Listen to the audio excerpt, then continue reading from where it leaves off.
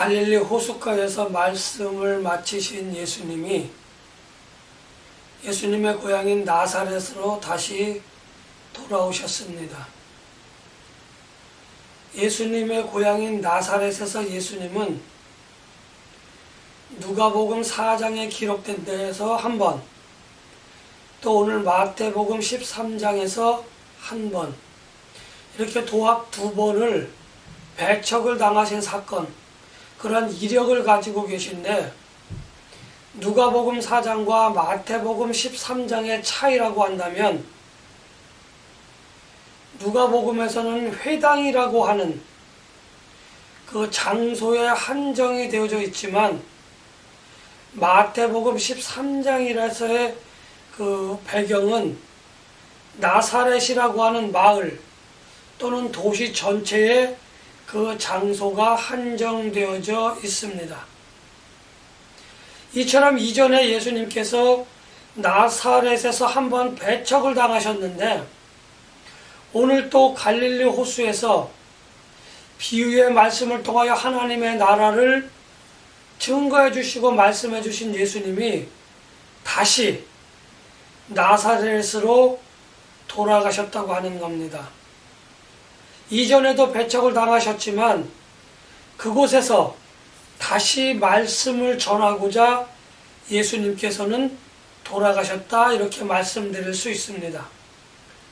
그런데 나사렛 사람들은 이전에도 그랬지만 지금도 예수님을 배척하신 그 이유는 예수님이 배우지 못한 사람, 다시 말하면 예수님은 목수의 아들이다 라고 하는 그러한 고정관념에서 벗어날 수 없었기 때문에, 요즘 말로 쉽게 말씀드리면 지가 뭔데, 도대체 그 사람이 어떻게 그렇게 될 수 있지? 라고 하는 의심을 가지고 있었기 때문에 예수님을 인정하고 예수님의 말씀에 순종하는 것은 쉽지 않았다라고 하는 겁니다. 이렇게 나사렛 사람들이 가진 예수님에 대한 의심, 궁금증을 통해서 우리는 한 가지 살펴볼 수 있는 아주 중요한 사실을 알 수 있는데, 그것은 바로 예수님의 가르치심이 다른 선생들, 그러니까 율법 선생이나 또는 서기관, 바리새인들과의 가르침과는 확연하게 달랐다라고 하는 것을 우리가 유추해서 생각해 볼 수 있습니다. 예수님의 말씀이 그 사람들과 달랐다라고 하는 것은 예수님의 말씀이 하나님의 권위를 가지고 그 말씀에 하나님의 권위가 실려 있었다, 하나님의 권위를 느낄 수 있었다, 이렇게 말씀드릴 수 있는 겁니다. 이렇게 나사렛 사람들은 예수님이 하시는 말씀에서 하나님의 권위를 느낄 수 있다고, 다른 말로 이야기하면 다른 사람들과의 다 가르침이 다르다라고 인정을 하면서도 예수님이 그 말씀을 어디서 어떻게 듣고 누구에게 배웠는지에 관한 의심을 그들은 계속적으로 해왔던 겁니다. 그러나 예수님의 권위는, 물론 예수님의 말씀의 권위, 예수님의 권위는 하나님이시니까 그 권위가 있을 수밖에 없다라고 이야기한다고 한다면, 거기에 물론 반박을 하거나 우리가 불인정하고 따질 수는 없겠지만, 더 중요한 것은 예수님은 내가 하나님이다 라고 말씀을 하셨고, 또 많은 가르침을 제자들과 사람들에게 강론하셨다고 하는 겁니다. 예수님께서는 그것을 강론하시는 것으로 끝내지 아니하시고 그 말씀하신 것을 삶에서 사람들 앞에서 손수 보여주셨기 때문에 직접적으로 말과 행동이 일치하였기 때문에 예수님의 권위는 더더욱 높아지고 깊어지고 커질 수밖에 없었다고 하는 것을 말씀드리고자 하는 겁니다. 나사렛 사람들은 예수가 누구인지 또 누구에게서 어떤 교육을 받았는지 하는 것에 관해서 관심을 가지고 있었고, 만일 그가 유명한 사람한테서 또 큰 곳에서 또 유명한 선생에게서 배웠다고 한다면 우리가 그 권위를 인정해 줄 수 있지. 그런데 예수는 목수의 아들이잖아. 누구에게서 배웠지? 어디서 배웠지? 전혀 그런 정보를 알 수 없었기 때문에 의심을 했고 궁금해하면서 예수님의 권위를 인정할 수 없었다는 겁니다. 아니, 인정하지 않았다고 하는 겁니다. 요즘 말로 쉽게 말씀을 드리면 학연, 혈연, 지연, 또 어떤 유명한 사람들과의 관계를 통해서 그 사람을 인정하기를 원하였다고 하는 겁니다. 그런데 예수님은 그러한 것과는 전혀 관계가 없는 그러한 권위를 가졌기 때문에 나사렛 사람들은 예수님을 인정하지 못하였다고 하는 겁니다. 오해 없이 들으셔야 합니다. 오늘날 교회에는 또 많은 신앙 공동체에는 많은 사역자들이 존재하고 있습니다. 우리가 그 사역자들을 선택함에 있어서 여러 가지 기준을 가지고 그 사역자를 선택하게 되어집니다. 대표적인 것이 그의 유명세, 학연, 지연, 혈연 또는 종교적인 어떤 큰 사람, 잘 알려진 사람과의 유대관계를 어떤 내세워서 사역자들을 우리는 판단하고 그 사람을 우리가 선택하는 그러한 기준으로 삼고 있다고 하는 겁니다. 그렇게 그 사람의 학연, 혈연, 지연 또는 어떤 유명한 사람과의 어떤 관계를 통해서 그 사람을 평가하는 것이 의미가 있다, 의미가 없다 라고 하는 것을 말하고자 하는 것이 아닙니다. 설교를 잘하는 사람, 성경에 대한 지식이 해박한 사람, 지혜가 많은 사람, 학연, 지연, 혈연 이외에 많은 조건들이 잘 갖추어진 사람을 우리는 선택을 하고 있다고 하는 겁니다. 이런 백그라운드, 이러한 어떤 배경들을 선택하고 이러한 배경들을 확인하는 것이 의미가 있을까요? 의미가 없을까요? 이것을 말하고자 하는 것이 아니라 그 사람이 어떤 그런 모든 환경들이 좋고 모든 환경들이 뛰어나다고 하지만 그 사람에게서 풍겨나는 그 권위, 그 사람을 통해서 우리가 하나님의 권위를 느끼고 있는가, 그렇지 않은가 하는 것을 한번 살펴보자 하는 겁니다. 그 사람이 유명하다고 하는 것, 그 사람이 가지고 있는 그 권위가 학연, 혈연, 지연, 어떤 종교적인 연분, 그 사람의 어떤 사회적인 명예와 권위에서 나오는 것인지 하나님께로부터 그것이 나오는 것인지 하는 것을 확인해보고 그것을 점검해볼 필요가 있다, 이렇게 말씀드리고자 하는 겁니다. 그 사람이 가진 명예, 그 사람이 가진 권위, 이러한 것이 과연 하나님으로부터인가, 아니면 그 사람이 가진 학연, 혈연, 지연, 어떤 다른 명예, 권세로부터 그것이 나오고 있는 것인가, 우리는 어떤 것을 보고 있는가 하는 것을 살펴보자, 이렇게 말씀드리려고 하는 겁니다. 우리가 살아계신 하나님의 말씀을 가지고 그 사람이 그것 때문에 하나님의 권위를 풍겨낸다, 하나님의 권위가 느껴진다 라고 한다면 참으로 좋겠지만, 어떤 사람을 선택하든지 간에 과연 그 사람이 예수님과 함께 십자가에 못 박혀 죽었는지, 또 그 사람이 예수 안에 살고 있는지, 예수가 그 안에, 그 사람 안에 살고 있는지 하는 것을 우리가 먼저 살펴보지 못한다라고 한다면은, 만일 그 사람이 그렇다고 한다면 다행이지만 그렇지 못한다라고 한다면은, 우리는 그 사람을 통해서, 그 사역자와 나를 통해서 우리는 하나님의 열매를 맺을 수 없다고 하는 겁니다. 우리가 맺는 그 열매는 우리를 만족시키는 것이 아니라 먼저는 하나님을 만족시킬 수 있다고 하는 겁니다.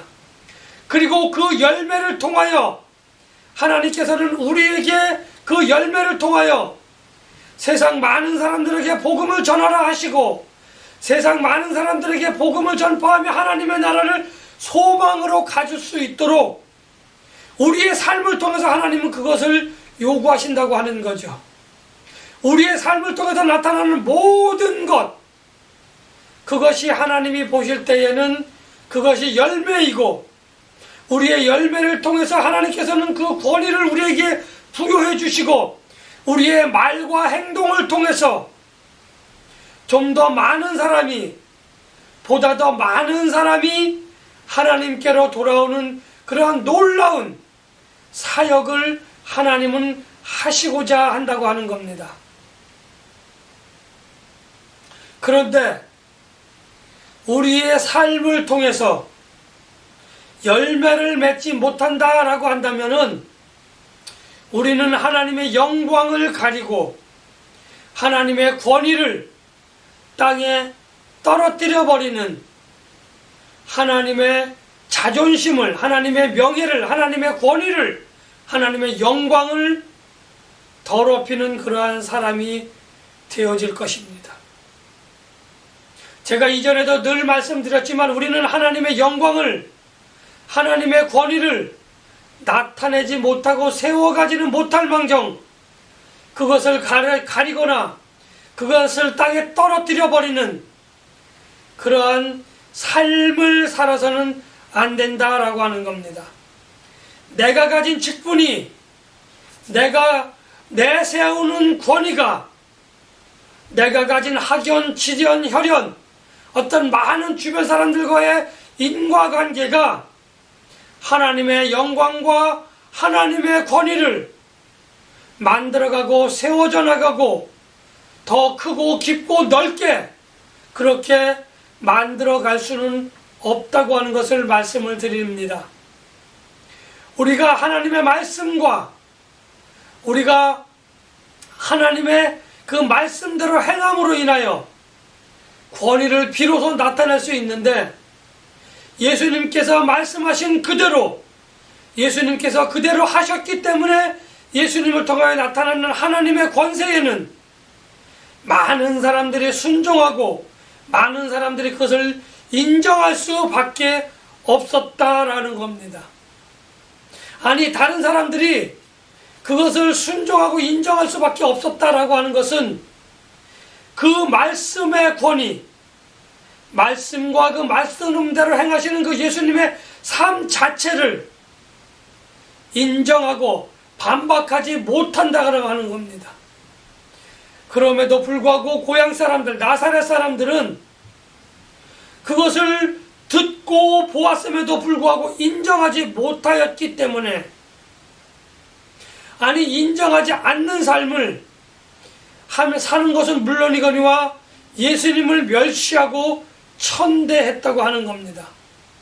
오늘 많은 사역자들이 권위를 내세우지만 많은 것들로 사람들에게 권위를 인정받기를 원한다고 하지만 하나님의 말씀과 다르게 그들의 삶이 비춰진다고 한다면 많은 사역자들은 하나님의 권위를 내세우기는 하지만 나사렛 사람들처럼 예수님을 인정하지 못하고 예수님을 배척했던 것처럼 많은 사역자들을 인정하지 않고 배척할 수밖에 없다고 하는 겁니다. 그러한 측면에서 사역자들은 내가 가진 하나님의 권위를 내세우기보다는 내 말과 내 생각과 내 행동하는 것이 과연 하나님의 말씀과 일치하는가, 하나님의 말씀에 부합되는가 하는 것을 먼저 돌아볼 줄 아는 지혜로운 그러한 사역자가 되어져야만 할 것입니다. 이 열매가 이렇게 우리가 먼저 하나님의 말씀과 부합되는 삶으로 영광을, 권위를 나타내지 못한다라고 한다면 많은 나사렛 사람들이 목수의 아들, 예수를 목수의 아들이다, 아니 메시아다라고 인정하지 않고 그를 멸시하고 천대했던 것과 같은 그러한 우리의 삶이 될 수밖에 없다고 하는 겁니다. 그럼에도 불구하고 예수님은 그들에게 다시 한번 기회를 주고자 고향인 나사렛으로 돌아갔지만 나사렛 사람들은 예수님을 전혀 인정하지 못하고 예수님을 따르지 않는 그러한 모습을 오늘도 보여주고 있다고 하는 겁니다. 많은 사람들이 내가 한 말에 따르지 않는다라고 하는 것은, 나를 멸시하고 나를 천대한다고 하는 것은 그들에게 문제가 있는 것이 아니라 많은 사역자들이 하나님의 말씀대로 행하지 못하고 자기의 이익과 자기의 유익을 구하며 권위에 순종하기를 강요했기 때문에 그렇다라고 하는 것을 말씀드리고자 합니다. 많은 고향 사람들이 예수님을 배척하고 멸시하고 천대했지만 예수님께서는 거기에 동요하지 않고, 만약에 동요하셨다고 한다면 그들에게 진노하고 그들을 진멸하고자 하셨을 것입니다. 그럼에도 불구하고 예수님은 전혀 동요하지 않고 선지자가 자기 고향과 자기 집 외에는 존경받지 않음이 없다라고 선언하시면서 관대하게 그냥 그들이 그렇게 멸시하고 천대하는 것을 받아들였다, 이렇게 말씀드릴 수 있습니다. 이렇게 예수님은 고향 사람들에게 멸시와 천대를 받을 수밖에 없었던 그 이유는 목수의 아들로 30여년이라고 하는 시간을 함께 먹고 마시고 이야기하며 즐겼던 그러한 그 삶의 배경도 있기도 하지만 예수님의 권위를 인정하면서도 순종하지 않고 복종하지 않는 그들의 삶은, 아니 여태까지 그렇게 살아왔기 때문에 예수님이 가지신 권위와 예수님의 가지신 그 권위를 인정하고 순종하지 못하고 멸시하고 천대했다, 이렇게 말씀드릴 수 있습니다. 많은 사람들에게는 인정을 받지만 유독 고향에서만큼은 인정받지 못하는 그 예수님의 그 모습, 예수님의 그 삶을 우리는 돌아보아야 합니다.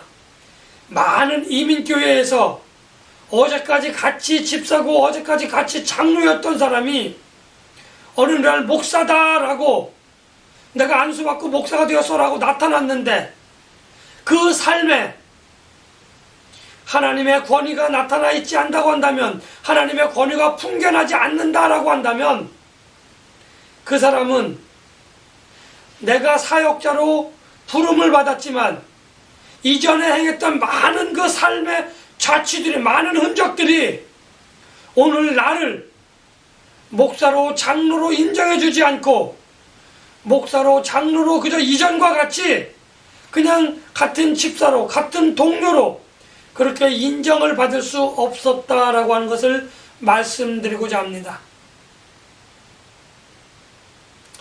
결국 예수님을 메시아로 인정하지 못한 나사렛 사람들에게는 장차 다가올 심판만이 있고 장차 그들이 받을 수밖에 없는 그러한 종말이 그들 앞에 놓여질 수밖에 없었다고 하는 겁니다. 그들은 구원의 기회를 스스로 박차버렸습니다. 그들은 스스로 하나님의 축복을 받을 수 있는 그 기회를, 그 축복을 걷어차버렸다라고 하는 겁니다. 나사렛 사람들의 삶은 아마도 하나님이 주시는 기쁨과 축복의 삶보다는 점차적으로 핍박을 받을 수밖에 없었고, 그들의 삶은 종의 노예가 되어져서 사단의 노예가 되어지고 사단의 종이 되어져서 그들의 삶은 죽음을 향하여, 멸망을 향하여 한 걸음 한 걸음 그렇게 나아가는 그들의 삶이 되어질 수밖에 없었다, 이렇게 말씀드립니다. 오늘 나의 삶이 힘들고 어렵다라고 한다면, 나의 사역이 힘들고 어렵다라고 한다면 내 사역이 어디에서 무엇이 잘못되어져 있는지, 내가 지금 여기서 어느 쪽으로 나아가고 있는지 하는 것을 각 성도들은, 각 사역자들은 이 시간을 통하여 분명하게 되돌아보았으면 좋겠다, 이렇게 말씀을 드립니다. 많은 신앙인들이 신앙공동체에서 사역자를 만나면 우리는 그에게 있어서 정말 하나님의 권위가 말씀으로부터 기인되어져 있는 것인지, 아니면 학연, 지연 또는 혈연 다른 것 때문에 내가 그냥 그에게 권위를 부여하는지 한번 돌아보아야 합니다. 하나님의 권위를 느낄 수 없는 사역자라고 한다면, 또 내가 일부러 그가 그냥 목사니까 장로니까 그냥 그 권위를 인정해주지 라고 한다고 한다면 참 잘못된 것이다, 이렇게 말씀드릴 수 있습니다. 사역자에게서 분명히 하나님의 권위가 나타나는지 우리는 한번 돌아보아야만 하는 겁니다. 나는 사역자에게 권위를 부여하지만 많은 사람들이 그 사역자의 권위를 인정하지 않고 있다고 한다면 다시 한번 그 사람의 여러 가지 백그라운드를, 아니 그 사람이 가진 하나님의 말씀과 그 사람의 삶이 일치하는지 하는 것을 돌아보고 그것을 지켜보고 그렇게 판단해야 할 것입니다. 그 사람에게서 하나님의 사역 권위가 나타난다고 한다면 더더욱 좋겠지만, 나에게서도 내가 생각하고 말하는 것과 행동하는 것이 하나님의 말씀과 일치하여서 그 사람, 그 사역자와 내가 하나님의 권위를 함께 나타내고 하나님의 영광을 함께 높이는 그러한 신앙인이 되어져야만 할 것입니다. 이렇게 되어졌을 때에 나에게서, 사역자에게서 올바른 하나님의 권위가 나타날 때에 비로소 내가 행하는 말과 나의 삶을 통하여 하나님의 나라를 우리가 선포할 수 있고, 하나님의 구원의 축복이 나를 통하여 또 그 사역자를 통하여 내 주변의 많은 사람들에게 전달되어져서 그 사람들이 하나님의 자녀가 되는 그 축복의 통로로 나를 하나님이 삼으실 수 있다고 하는 겁니다. 이제 이후로부터는 천국 복음과 하나님의 구원의 축복이 나를 통하여 전달되어지는 그 통로가 되어주시는 그러한 여러분들이 되어지고 그러한 제가 되어져야 할 것입니다. 하나님 나라의 소망과 하나님의 축복의 통로가 되어지는 우리 모든 이들이 되시기를 예수님의 이름으로 간절히 축복하며 기원합니다.